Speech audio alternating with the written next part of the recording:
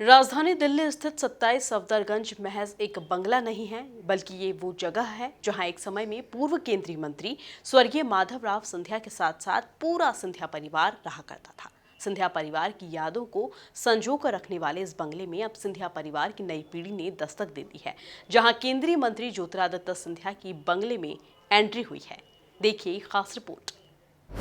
27 सफदरगंज स्थित बंगले में हुई ज्योतिरादित्य सिंधिया की एंट्री। इस बंगले से जुड़ी है महाराज सिंधिया की कई यादें। पहले पूर्व केंद्रीय मंत्री स्वर्गीय माधवराव सिंधिया का हुआ करता था बंगला। अब केंद्रीय मंत्री ज्योतिरादित्य सिंधिया करेंगे जनसेवा का लक्ष्य पूरा। सियासत में जब भी रॉयल पॉलिटिक्स का जिक्र होता है तो सबसे पहला नाम सिंधिया परिवार का ही लिया जाता है, क्योंकि यही वो परिवार है जिसने जनसेवा का फर्ज निभाने में कभी कोई कसर बाकी नहीं छोड़ी।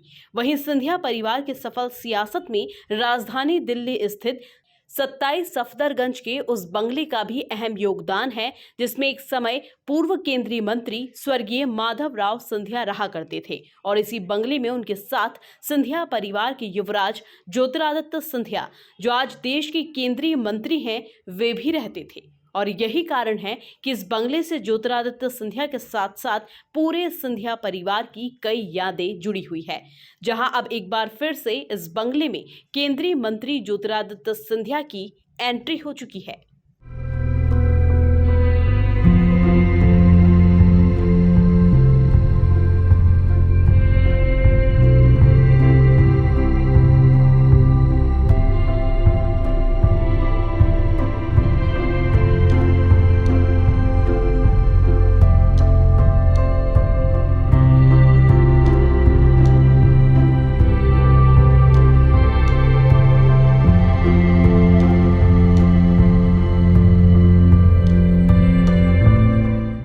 जानकारी के मुताबिक केंद्रीय मंत्री ज्योतिरादित्य सिंधिया एक बार फिर अपने पूरे परिवार के साथ 27 सफदरगंज स्थित बंगले में शिफ्ट हो चुके हैं, जहां से अब महाराज सिंधिया सियासत का रास्ता तय करने के साथ साथ जनसेवा के लक्ष्य को भी पूरा करेंगे।